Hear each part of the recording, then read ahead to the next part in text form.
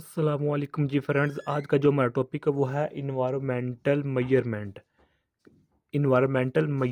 आज इंशाल्लाह हम इस पर ब्रीफली से बात करेंगे। तो इसकी सिर्फ डेफिनेशन देखेंगे और एग्जांपल देखेंगे इस टॉपिक में। ओके, तो जो एक्सप्लेनेशन होगी वो हम नेक्स्ट वीडियो में देखेंगे। तो आइए स्टार्ट करते हैं। बिस्मिल्लाहिर्रहमानिर्रहीम।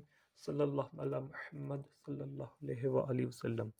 जिस तरह हमें नाम से ही शो हो रहा है कि इन्वायरमेंटल मेजरमेंट, इन्वायरमेंटल यानी कि इन्वायरमेंट माहौल, इर्द गिर्द वाला जो माहौल, सराउंडिंग। सराउंडिंग में ख्वाह हमारे पास बायोटिक हैं चीज़ें हैं या एबायोटिक है।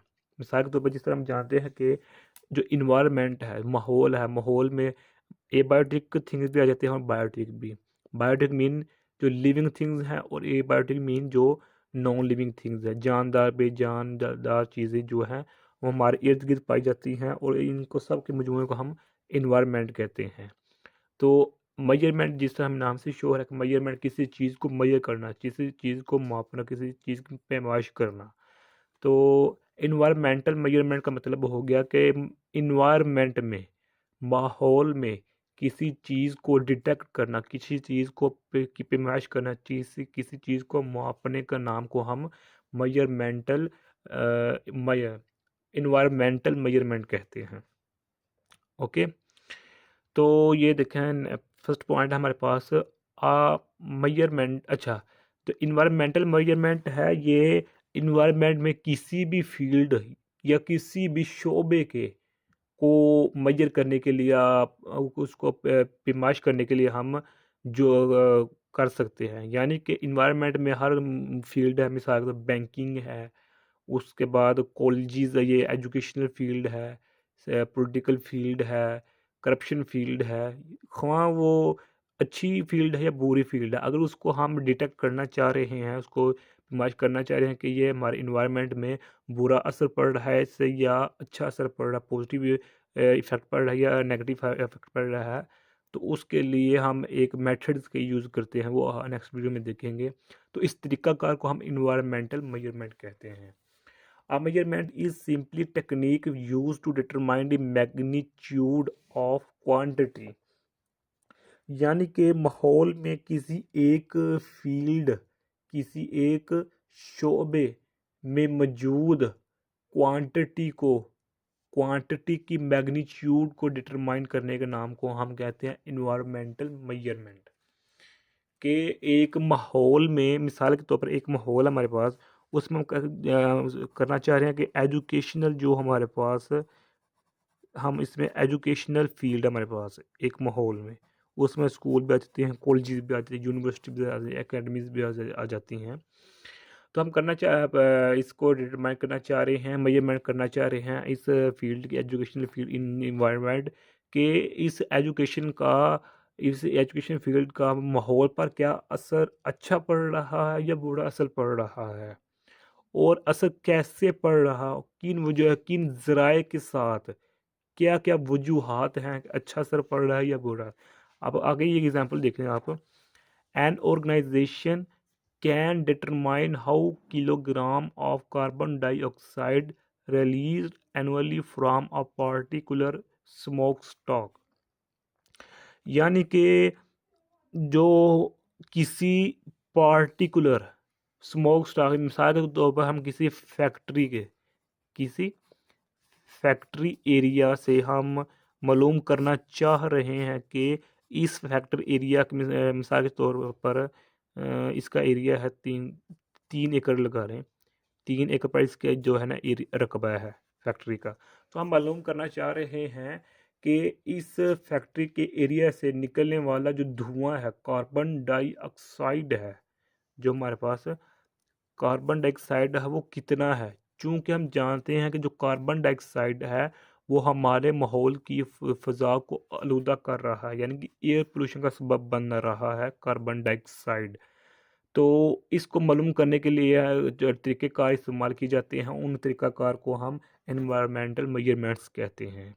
मिसाल के तौर पर अगर हम अपने मुल्क के वतन अज़ीज़ पाकिस्तान की बात लें, तो इसमें हम मिसाल के तौर पर हम कराची ले लें, कराची ले लें, इधर पंजाब से हम ले लें, गुजरांवाला ले लें, गुजरांवाला ले लें, तो पेशावर ले लें, और उधर से कोयटा ले लें, तो ये इसी तरह जीबी में गिलगित बल्तिस्तान का कोई इलाका ले लें। तो कहने का मतलब है कि अगर हम एक पाकिस्तान की गवर्नमेंट कहती है कि ये जो होते हैं हमारे पास इन्वायरमेंटलिस्ट या इकोनॉमिस्ट, उनसे कहती है गवर्नमेंट कि इन शहरों में, इन बड़े बड़े शहरों में एयर पोल्यूशन को की वजूहात पर हमें थीसिस बना कर दो। तो जो इन्वायरमेंटलिस्ट्स होंगे या इकोनॉमिस्ट्स होंगे वो आपस में पहले मिलेंगे, आपस में बातें करेंगे, यानी कि आपस में अहम निकात बनाएंगे। उसके बाद इन शहरों का विज़िट करेंगे, इन शहरों की गलियों कूचों को देखेंगे कि कहाँ कहाँ क्या वजूहात है जिनकी वजह से एयर पोल्यूशन हो रही है। बिलखसूस जो फैक्ट्रीज एरिया होते हैं उनको जाकर विज़िट करेंगे कि क्या वाकई इन फैक्ट्री एरिया से कार्बन डाइऑक्साइड लार्ज अमाउंट में खारिज हो रही है या लेस अमाउंट में खारिज हो रही है। अगर लार्ज अमाउंट में कोई गैस खारिज हो रही है, क्यों हो रही है, और इस फैक्ट्री से गवर्नमेंट को क्या फ़ायदा पहुंच रहा है। ये तो नहीं है कि ये मिसाल के तौर पर 100 रुपये का नुकसान यानी कि एयर पोल्यूशन का सबब बन रहा है और फ़ायदा दे रहा है 5-10 रुपये का किसको, गवर्नमेंट को। तो ऐसा तो नहीं है, ये तो बहुत ज़्यादा यानी कि धोखा हो रहा है इससे।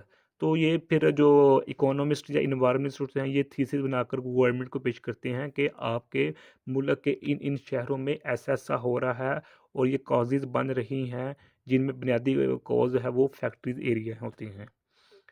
ओके, नेक्स्ट पॉइंट है हमारे पास WTP एंड WTA। अब इसका क्या मतलब है कि डब्ल्यू विलिंग, डब्ल्यू का मतलब क्या है विलिंग, टी का मतलब है टू, और पी का मतलब है पे। इसी तरह ये इसका मतलब है विलिंग, डब्ल्यू का विलिंग, टी का मतलब क्या है टू, ए का मतलब क्या है एक्सेप्ट। यानी कि जब भी इन्वायरमेंट में किसी फील्ड को डिटरमाइन किया जाता है, डिटेक्ट किया जाता है, उसको मैयर करना चाहते हैं, तो उसमें दो अप्रोचेज WTP और WTA बहुत अहम किरदार अदा करती हैं। अब ये विलिंग टू पे, विलिंग टू एक्सेप्ट, ये है क्या है, पहले ये देखते हैं कि विलिंग टू पे क्या है। विलिंग टू पे वो है कि जहाँ लोग कोई पैसा खर्च करना चाह रहे हैं अपनी रजामंदी के साथ। ओके, और विलिंग टू एक्सेप्ट क्या है कि लोग कोई चीज़ एक्सेप्ट करना चाह रहे हैं अपनी रजामंदी के साथ। ओके, यानी कि अब इसी की मिसाल ले लें कार्बन डाइऑक्साइड की।